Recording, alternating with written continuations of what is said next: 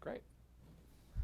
Welcome back to Veterans Chronicles. I'm Greg Corumbus, honored to be joined today by Herschel Woody Williams, Medal of Honor recipient from the Battle of Iwo Jima, sir. And we're now at the stage of your story where we can talk about the Battle of Iwo Jima, February 1945. Correct. Take us ashore. Okay, when we boarded the ship off Guam, that's where we had lived since we had taken Guam in the previous July and August. We got aboard ship. They brought out a board that had a diagram on it that outlined the looks of Iwo Jima, and that's where we first learned where we were going and the name of it. And but we were a reserve division to the 4th and 5th divisions, and each one of those divisions had 20,000 people in them. So we were just a backup in case they would need us, and we were told that probably we would never get off ship. They would get us together up on the top deck, and everybody sit down, and they would brief us. And of course they would do that over and over because we had about 20,000 people on that ship. But that would probably be gone 5 days and then not be used. Didn't think they would have to have us because the island was only 2.5 miles wide and 5 miles long, and we'd just taken Guam that I think was 16 miles from coastline to coastline. See, so nobody could imagine that it was going to take that long to take 36 days to take that little piece of rock. And we didn't have any intelligence about the rock at all. The only thing that we apparently knew for sure is the underwater demo people from the Navy had gone in and cleared the coastline where the Higgins boats were going to come in to make sure they weren't bombed to blow the boats up. But other than that, we didn't know, apparently intelligence didn't know, that the Japanese had 23,000 soldiers on the island. That information wasn't available apparently. And we didn't know of all the miles of tunnels that they had hollowed out in that. The pillboxes were pretty well concealed because they would build the pillbox, then they would pile sand on top of it, which actually, if you're taking photos from the air, just looks like the rest of the ground. There were some shots apparently that they took coming in and showed the face of a pillbox. But we didn't know that they had the number of pillboxes that were there. I have read that they had 800 pillboxes on that little island. And when we got there, we were way out in the ocean. We could hear the explosions, but we couldn't see anything. And just sitting there waiting as to whether they would ever need us or not. Well, you've had 40,000 Marines hit that island the first day. 2 divisions went in there. And the commanding general of Iwo worked the defense of the island different than what the others had on the other islands that we'd taken. The defense primarily was keep them from being able to come ashore, keep them off the island, because if they can't get on, they can't capture and can't claim us. So their defense was eliminate them before they get there. This guy said no, let them come, because once we get them ashore, then they can't get off. There's nowhere to go. And he had his weapons set up so that they were all centered in on this beach area, and the beach was only about 1.5 miles long. That was usable so we could land on it. And so he had Marines just one on top of the other, just bunched up, of course. And as soon as that happened, why, he opened up, and that's why we lost so many the first day. That night of the first day, we, over the loudspeaker, were told that we would be going in the next day. And have breakfast at 3 o'clock in the morning and get aboard Higgins boats and head out to the rendezvous area. So we did that, and the waves that day, the water was terribly rough, running 10, 12 feet waves. And so we went out, and there would be a group of Higgins boats just running in a circle. I don't know how many were in there, 10, 12, or 15, and just go around, around, around, around, because they couldn't go into the beach line until the beach master on shore gave the word to come on in. And otherwise you wouldn't know when to go. So we never got that signal, and we rode those things all day long. Everybody got seasick, and it was a terrible day. They took us back that night and put us back aboard ship because we couldn't get on the island. And then the next morning went through the same procedure and back to the rendezvous area. And just before noon that day, the fourth division had been able to start moving around Mount Suribachi to the other shore, and that gave us enough ground that we could come in. And so we landed that day on the 21st of February. And we became the point, we became the spearhead of the group, and it was our job to spearhead straight forward, and the 5th and 4th on our left and right, they were to go up the coastlines on each side. And which meant we had to go across the airfield. They had a usable airfield there. They were actually building 3. The first one was usable before we got there. The second one was almost complete, and the third one was just getting started before we got there. I've been asked, why did we take Iwo Jima? Why did we need that little island of 2.5 miles by 5 miles long? And according to what I've read and what I've been told, the reason we had to have it was B-29s flying from Tinian and Guam and Saipan, bombing Japan. If they were injured or got low on fuel or for whatever reason had to ditch, there was no way we could rescue them. So we were losing B-29s and 11 highly skilled Americans. And the Iwo Jima airfield was permitting their fighter planes to fly off from there and shoot down our B-29s. And we had no way of counteracting that. Our fighters from Tinian, Guam, and Saipan couldn't fly that far as escorts and get back home. So we couldn't protect them. And we had no way of rescuing them. So they told me that's why we had to take Iwo Jima. So there would be 600 miles from there to Japan, and our B-29s wouldn't have to make that long trip. So the first day I was there, which would have been the 21st, the first B-29 landed. It had been shot up, and he needed a ditch. So the airfield wasn't quite done. Seabees didn't have it all finished yet, but he came in anyway. He had to find some place to sit down, and he did.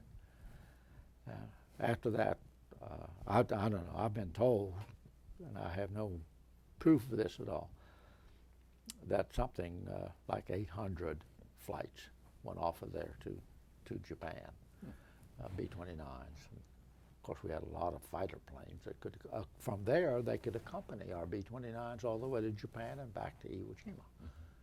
So they had that protection. So you're the tip of the spear, your unit.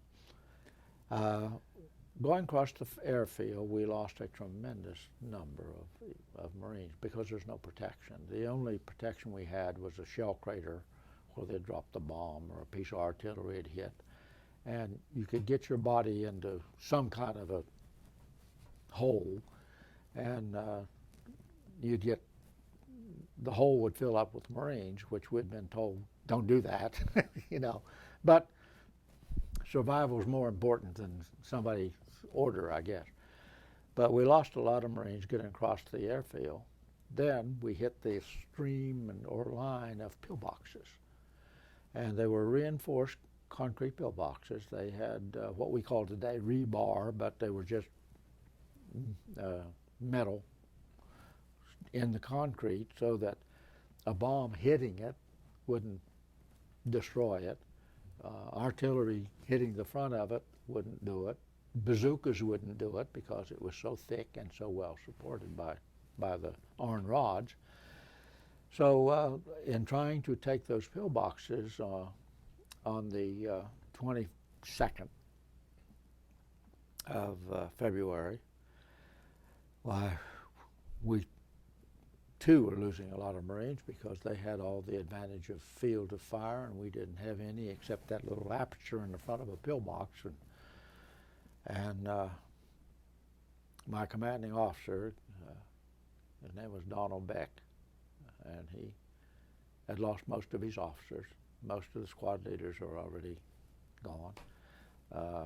The 6 guys that I had in my unit, they're either wounded or killed, and I don't know which, and I don't know when, or I had no word of where they were. I just didn't have them. And so he called a meeting for NCOs. I'm a corporal, so I'm not an NCO. Got to be sergeant or better to be an NCO, and I wasn't.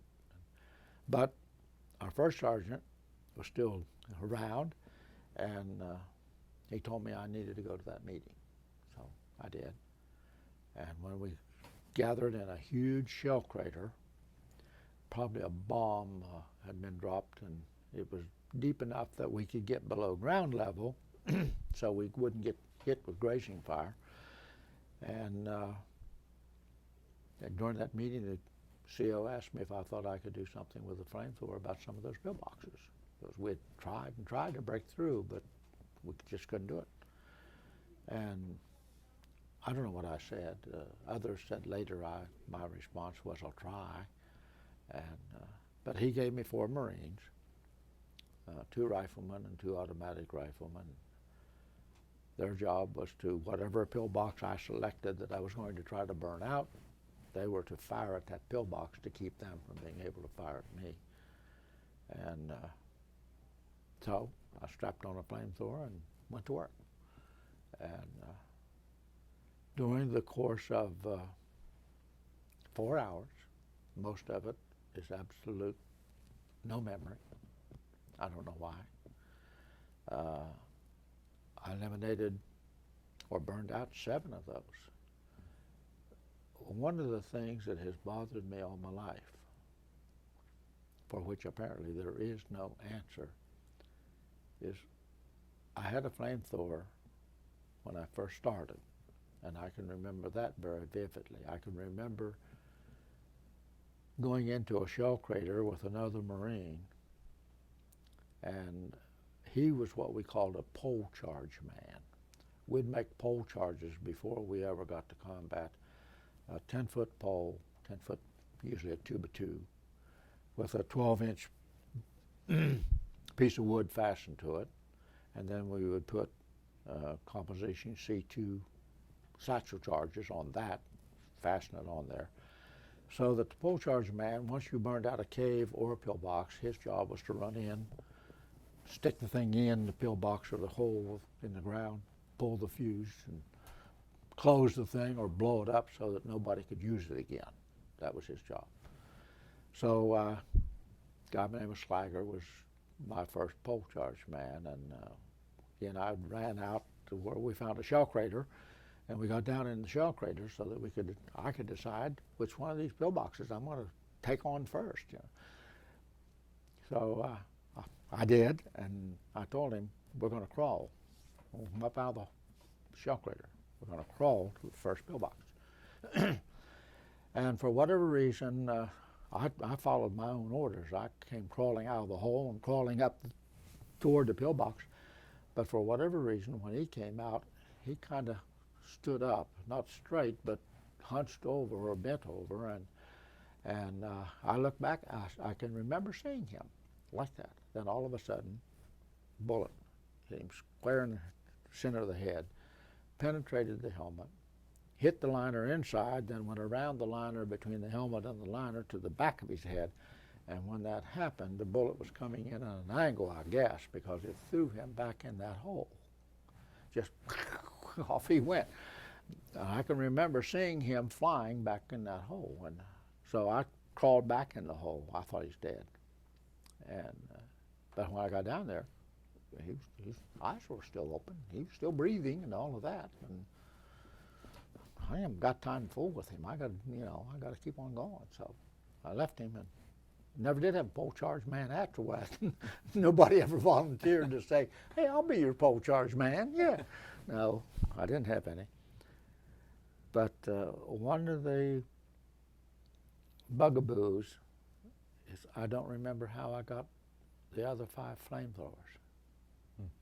Because once you use up either the 5 matches in the front of it that sets it afire, or all the air out of the air tank, or all the fuel out of the fuel tanks, it's a useless piece of iron.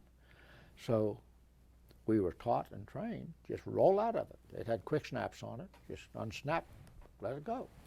And that's what I did. I can remember doing some of those. I can remember unsnapping and getting out my flamethrower, but it saved my life. I don't know how I got the flamethrowers. I have said many times, I'm reasonably certain that no Marine back there in headquarters company said, "Just wait out there, I'll bring you one." I don't think that happened, but still, I don't know how I got them. But I used 6, so I must have had some way of going back, and we had them stored in headquarters company. They weren't out there where I was. So, strange, but I don't know. But anyway, by getting rid of 7 of those pillboxes, that gave us an opening so that we could get through, break through their line. And once we got behind the pillboxes, then we had the advantage instead of them, because they had no place to shoot back behind. They could come out of the pillboxes and try to shoot us, but they didn't have any holes back there to fire through or anything like that. So and after that, because of the contour of the land and the rocky terrain from there north, I never used a flamethrower again. I blew up a lot of caves. I sealed a lot of caves, and I blew up a few pillboxes. But I never used a flamethrower again. They couldn't dig caves up there, and apparently the pillboxes, I don't know, they didn't, maybe it was just so rocky they couldn't do it. I don't know. There was none up there. We were the first group to reach the northern shore of the island.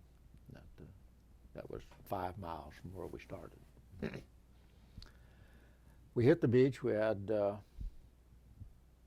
about 278 people in C Company. That was the company I was in. And on March the 5th, we were down to 17. On March the 6th, we got new Marines that night shipped in. Many of them didn't know anything. They'd never had combat experience at all. But we got some replacements, and the next morning we were ordered into the attacks. We became the first people to push forward, and C Company was, and we hadn't been in the movement very long until I got wounded. A piece of shrapnel caught up with me, and the corpsman came, and he didn't come. I yelled for him, and he came. Practically cut my dungarees off and took the shrapnel out of me, put some sulfa drugs on me, and put a pressure bandage around my leg, and then put a tag on me. And we had been told over and over, if a corpsman tags you, he is the final authority. You don't question what he says. I mean, he's there to save your life, so don't question him. And we've been told that when he tags you, and tells you that you must go back, you got to go back. Those were the instructions.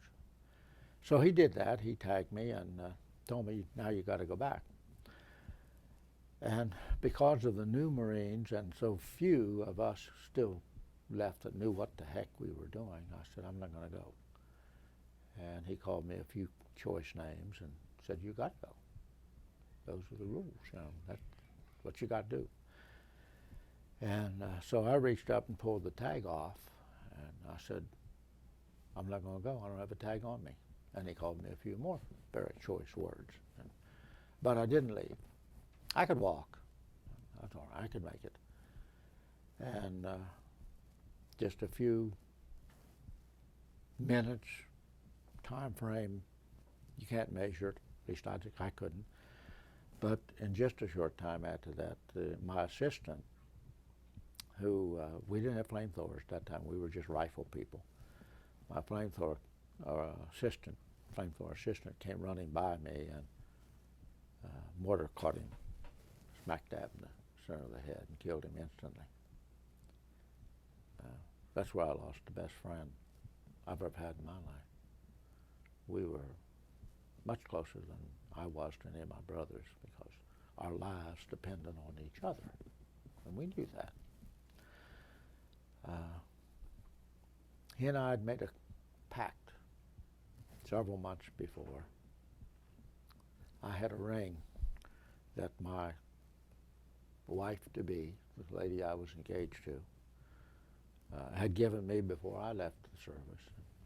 Her name was Ruby, and she gave me a ruby ring. Psychologically, it worked. And,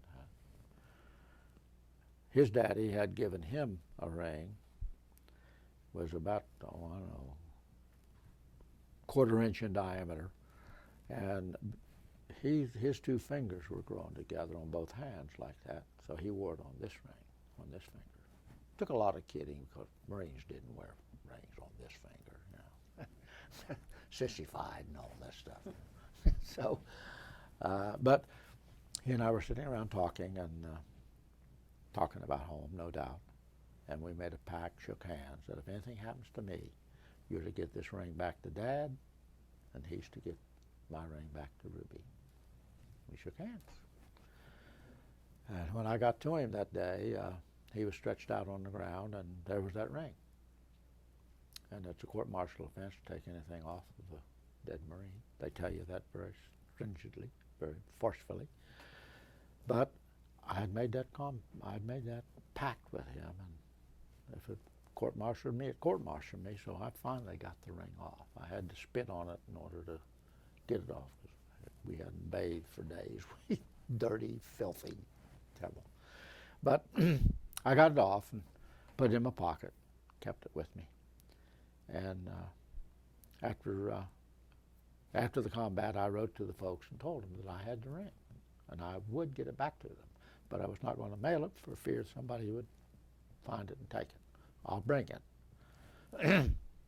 So, after I got home in November of '45, my wife and I drove all the way to Floyd, Montana, right up next to the Canadian border.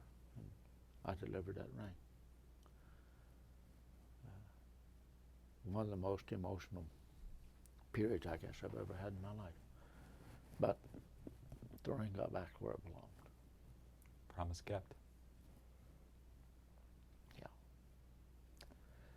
But my life completely changed the day that I received the Medal of Honor. I'd never heard of it, didn't know what it was, and I certainly had no idea how it was going to change my life. But I became a public figure that day. I didn't want to be. Had no desire to appear before people. I was a very shy, bashful, really timid individual.